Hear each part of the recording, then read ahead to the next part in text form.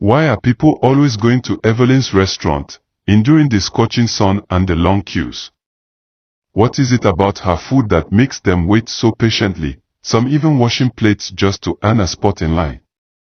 How does such a simple, unassuming shop manage to outshine every other restaurant in the bustling market of Ghana? Why are customers, from wealthy businessmen to humble traders, choosing Evelyn's jollof rice, egusi soup, and fried plantains over identical dishes sold nearby? Could it be the aroma that wafts through the air, drawing them in like a spell?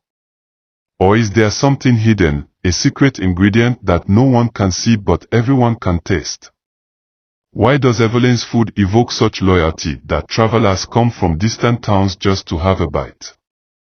What makes her meals unforgettable, leaving customers raving about their experience long after they leave?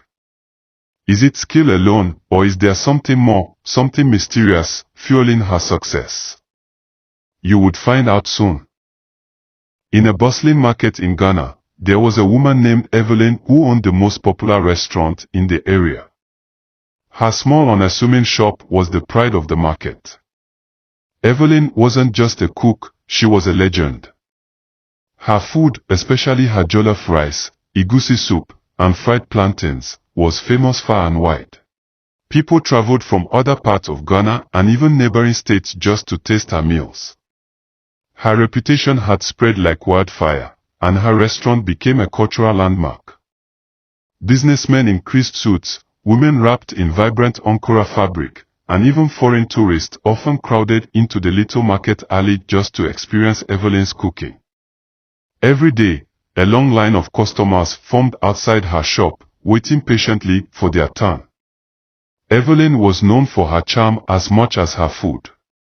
She greeted each customer warmly, calling many of them by name. Or, Mr. Kwame. Welcome. How is your family? She would ask with a broad smile as she served generous portions of steaming jollof rice onto their plates. Her hospitality made her customers feel like they were dining in the home of a beloved friend. But Evelyn's magic didn't stop there. Her dishes had a unique, almost addictive flavor that lingered in people's minds. The jollof rice was perfectly seasoned, the egusi soup was rich and creamy, and the fried plantains were crisp on the outside and tender on the inside. It was said that anyone who tasted Evelyn's food would crave it for the rest of their lives. Every day, the line at her restaurant grew longer.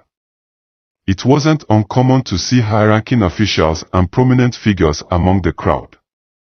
Evelyn's food is worth waiting for, they would say, standing shoulder to shoulder with market traders and young students. The scene outside her shop was a lively mix of laughter, chatter, and the aroma of freshly cooked meals wafting through the air. Right beside Evelyn's shop, however, was Rachel, another cook who also owned a restaurant. Rachel's restaurant sold the same dishes, made with the same ingredients, but her shop was always empty. Passers-by would glance at her menu and continue walking, eager to join the crowd at Evelyn's place. Rachel, a hardworking woman with a deep love for cooking, couldn't understand why her efforts seemed invisible. She spent hours sourcing the freshest vegetables, the finest spices, and the best cuts of meat. Her jollof rice was bright and flavorful, her egusi soup was thick and hearty, and her fried plantains were cooked to golden perfection. Yet, day after day, she sat on her stool, watching as Evelyn's shop drew customers from all corners. Her frustration grew. "What does Evelyn have that I don't?" she would mutter to herself.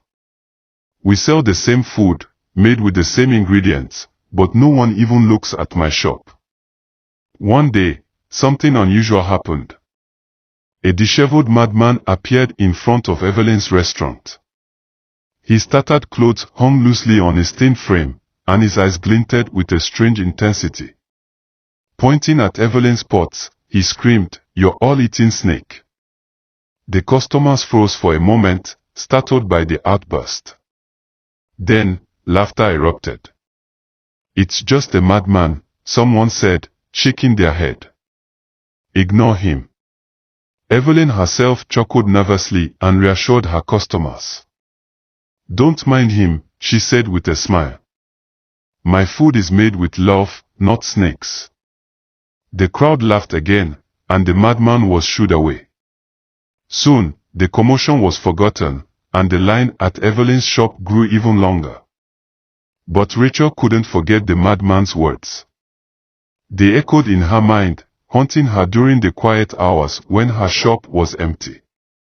Why would he say something so bizarre? Could there be a hidden truth behind Evelyn's success? As weeks passed, Rachel became more suspicious. Evelyn's fame only seemed to grow. Her customers weren't just ordinary marketgoers anymore. Wealthy businessmen arrived in sleek cars, parking in the dusty alley just to have a taste of her food. Influential women in luxurious girly head wraps ordered in bulk for their events. The market buzzed with stories about her. Some said Evelyn's food had healing properties. Others claimed that eating her meals brought good luck. Rachel couldn't help but wonder if something unnatural was at play. One evening, unable to shake her doubts, Rachel decided to seek answers. She visited a renowned seer who lived in the outskirts of the city. As Rachel got to the seer's house, she knocked on the door and was ushered in by the seer. The seer, an elderly woman with piercing eyes, seemed to know why Rachel had come. "You already know the truth," the seer said before Rachel could even explain. "But you need confirmation." The seer revealed the dark secret: Evelyn's fame was not natural. Her food was enchanted, but the magic came at a cost. "Her success is tied to the unnatural," the seer warned. The seer handed Rachel a small pouch filled with powder. "Sprinkle this around Evelyn's pots," she said. "The truth will reveal itself." Rachel's hands trembled as she left the seer's house, clutching the pouch tightly. She felt a mix of fear and determination. Could this really be the answer? What if the seer was wrong, and she had misunderstood Evelyn all along? But what if she was right? That night, Rachel barely slept. Her mind raced with thoughts of what she might uncover. What could the madman have meant? What would happen if I used the powder? But despite her doubts, she resolved to follow through. She had to know the truth. The next morning, Rachel waited for the perfect moment. Evelyn's shop was bustling as usual, with the smell of spices and grilled plantains filling the air. Evelyn was in her usual spot, cheerfully chatting with her customers. When Evelyn stepped out briefly to greet a prominent businessman, Rachel saw her chance. She slipped into Evelyn's kitchen area, heart pounding. The pots sat steaming on the stove, their lids rattling slightly as though alive. The smell was intoxicating, but Rachel ignored it. Her hands shook as she sprinkled the powder around the base of the largest pot. She quickly slipped out before anyone could see her. Moments later, a strange sound filled the air from the pots themselves. The largest pot began to shake violently, causing the lids to clang loudly. The customers, who had been chatting and laughing moments ago, turned their attention to the commotion. All eyes were on the shaking pot as the noise grew louder. Evelyn rushed back into the shop, her face pale. "It's nothing," she said quickly, trying to calm the crowd. "Just the heat from the fire." But before she could finish, the lid of the pot flew off with a loud bang. Gasps and screams erupted as a massive snake slithered out of the pot. The snake was unlike anything anyone had ever seen. Its shimmering silver scales reflected the sunlight, and its eyes glowed an eerie yellow. It raised its head, hissing loudly as it swayed back and forth, mesmerizing the onlookers. Chaos ensued. Customers screamed and fled in every direction, knocking over tables and chairs in their panic.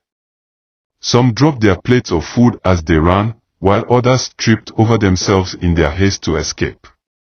Rachel stood frozen in shock, her heart pounding in her chest. She hadn't expected anything so terrifying. Evelyn's face turned ashen. She stumbled backward, her usual confidence replaced with sheer terror. For a moment, she seemed rooted to the spot, unable to move. Then, without a word, she turned and ran, disappearing into the crowded market. The market was left in disarray. People whispered in hushed tones, their eyes wide with disbelief.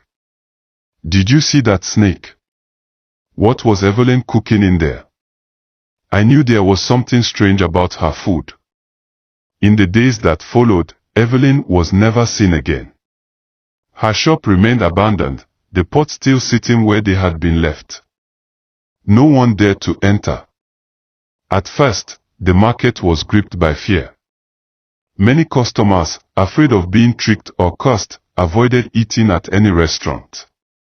Some vendors even closed their shops temporarily, worried that their food might also be tainted in some way.